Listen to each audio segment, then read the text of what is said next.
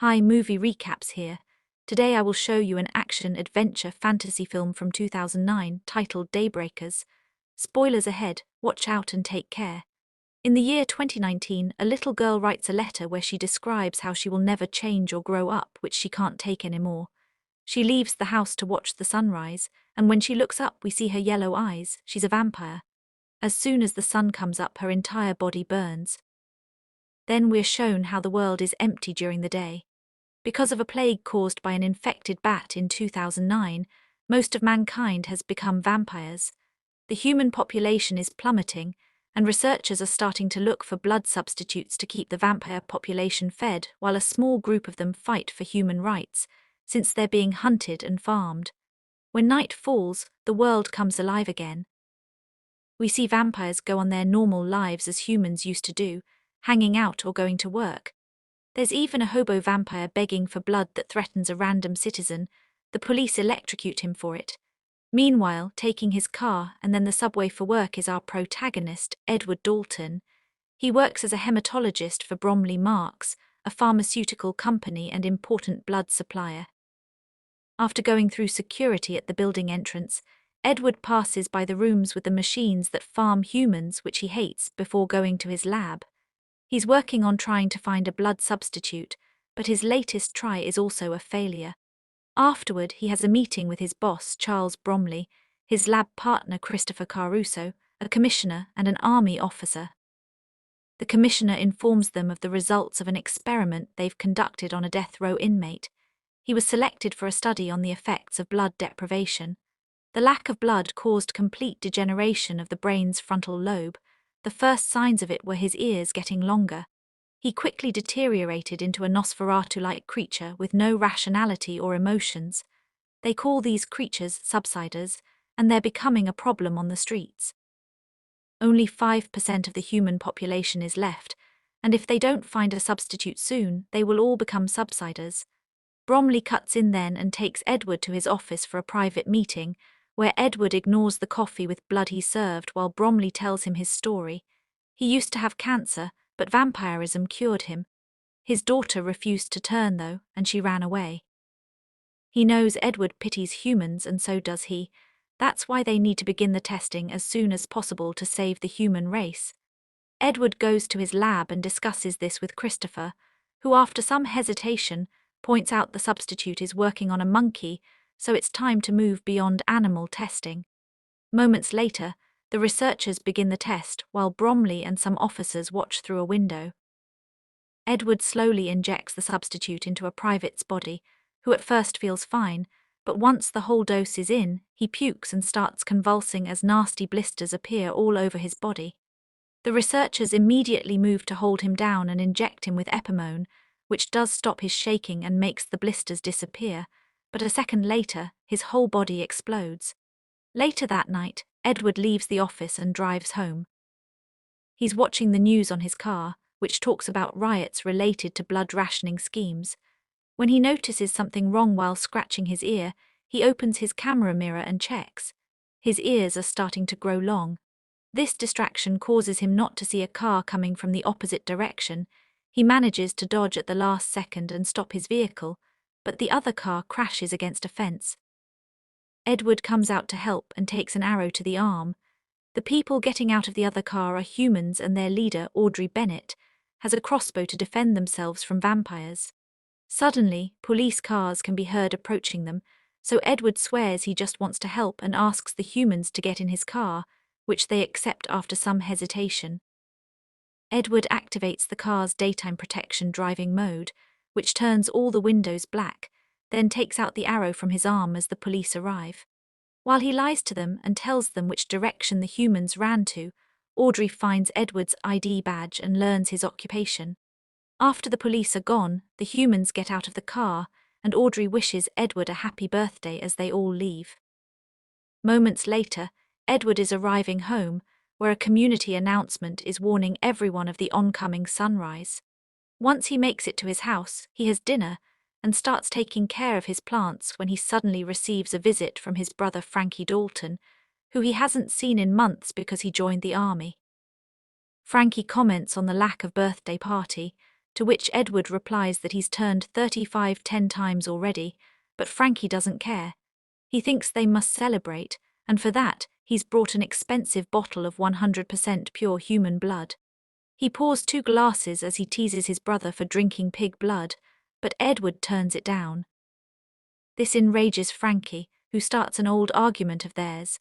Edward doesn't touch human blood but still works for a company that farms people, which he sees as a necessary evil to be able to find the substitute, yet he also looks down on Frankie for hunting humans for the army.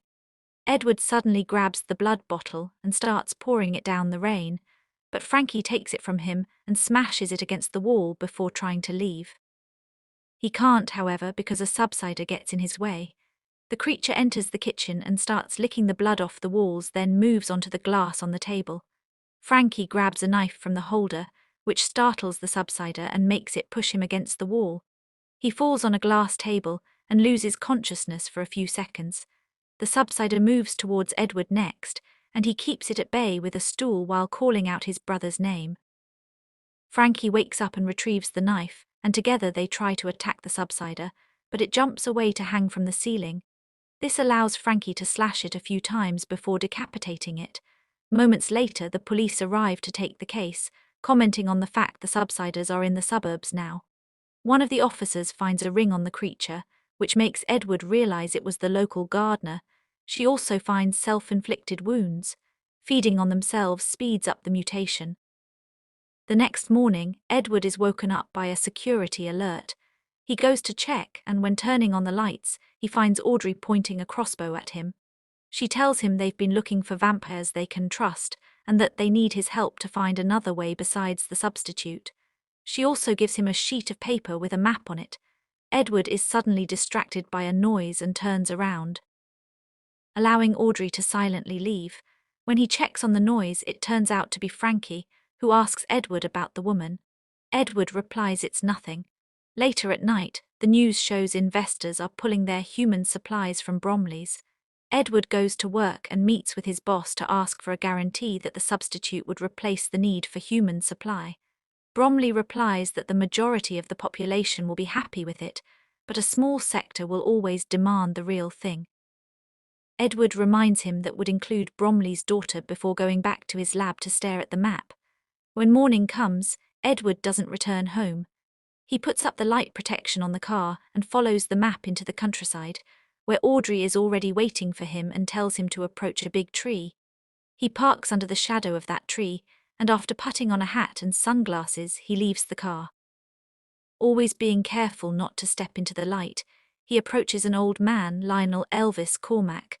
This man used to be a vampire, yet he's human now. Edward wants to know how, but they're interrupted by Audrey coming closer, held at gunpoint by Frankie. Edward wants to stop him, but Frankie won't listen, and army backup is already arriving. Audrey pushes Frankie into the sunlight and joins the men. They take Edward's car because the soldiers have already opened fire and destroyed Lionel's vehicle. They are chased and shot as they drive away, which creates holes in the car's dark protection. At first, Audrey manages to cover them with her hands, but they become too many, and the camera is shot as well, so Edward can't see ahead. Lionel takes over the wheel so he can see the road through a hole and Edward can hide from the light. When they reach a dingy bridge, Lionel drives as fast as possible to cross it safely, but the military truck is too heavy and the bridge breaks under it, causing the truck to explode. The rest of the backup is left behind without a way to follow. After night falls, they park next to a river and Lionel tells Edward his story. He used to work on daylight modifications for cars and had one of the first shops in town that made them. Daylight driving is amazing because there are no other people around, but it can also be dangerous for the driver. That's what happened to Edward. He wasn't feeling well because he hadn't fed, so he accidentally crashed the car against the river fence.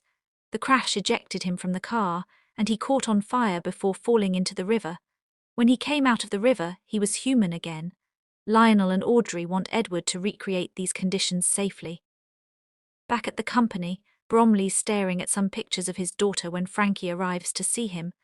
Bromley congratulates him on having reported what happened and tells him that if Edward returns immediately, no formal charges will be laid. Frankie accepts to do anything Bromley asks of him. Meanwhile, Edward and the humans are back in his car, driving to their safe house. Edward can't stop staring at Audrey's neck. When she notices this and his pointy ears, she cuts her hand and pours some blood in a cup for him to drink. He refuses at first, but Audrey needs to know the other humans will be safe around him, so he accepts the cup and drinks it. A few hours later, they arrive at an old vineyard, where Edward meets other humans including Jarvis, who is leading a group of rescuers to find more humans. After entering the house, he also meets Senator Wheeze Turner, a vampire politician in favor of protecting human rights and finding a cure. After briefly cutting to Bromley watching how one of his machines has lost all its humans and his researchers removing a body, we see a coffee stand at the subway station, where a man complains about his coffee not having enough blood. The employee tells him that 5% is as much as she's allowed to serve, but the man won't take no for answer.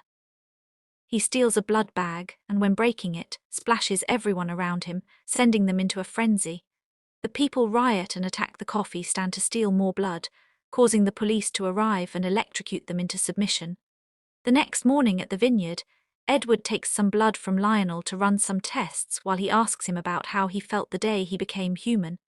Edward thinks maybe the only way to treat the blood is inside the body, controlling the daylight burn.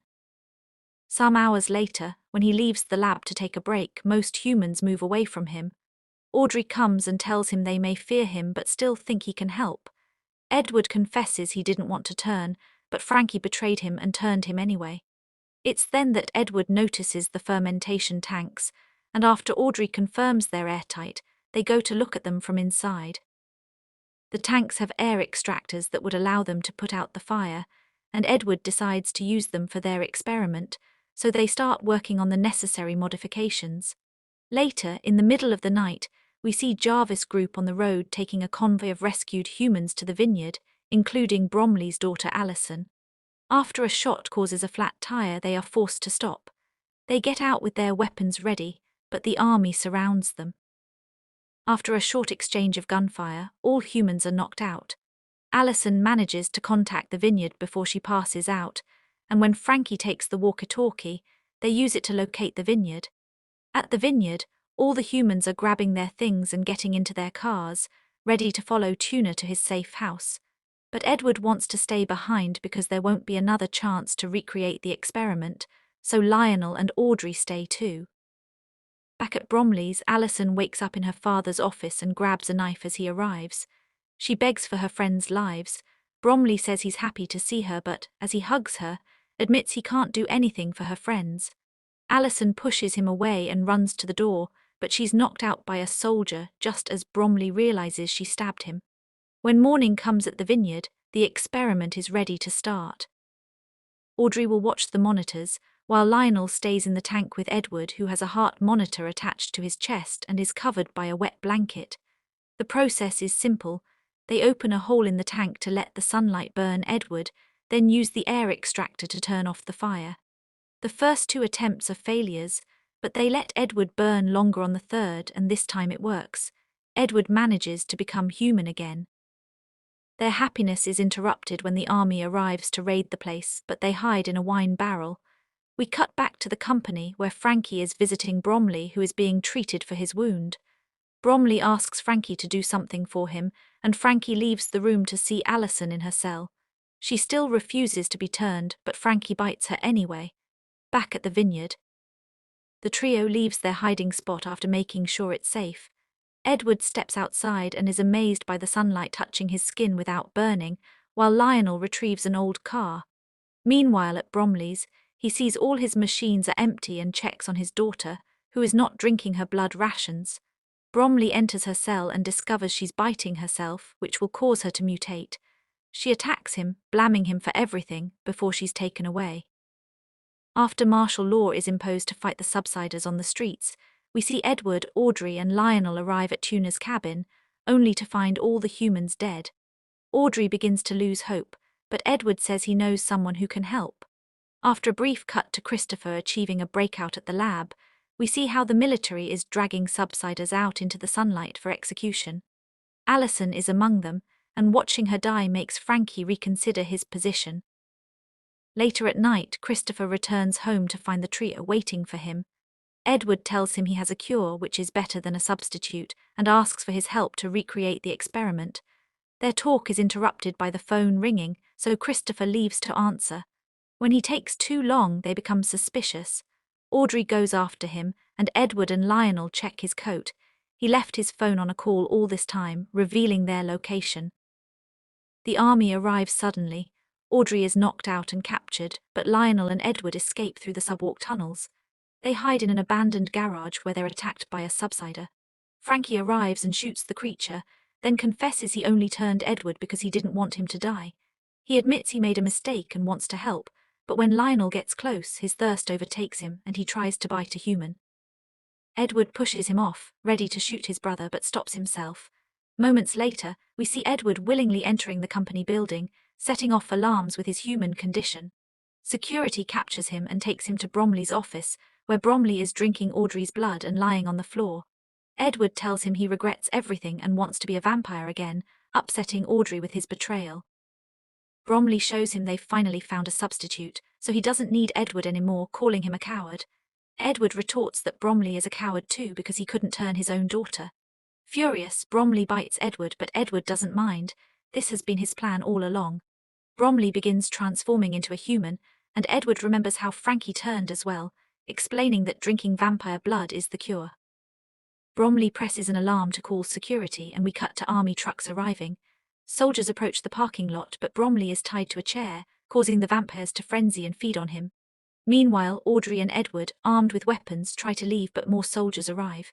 Frankie drives Lionel's car into the building, knocking down soldiers to save Edward, but backup arrives and they're surrounded. Frankie tells Edward to go ahead, sacrificing himself so the soldiers can feed on him.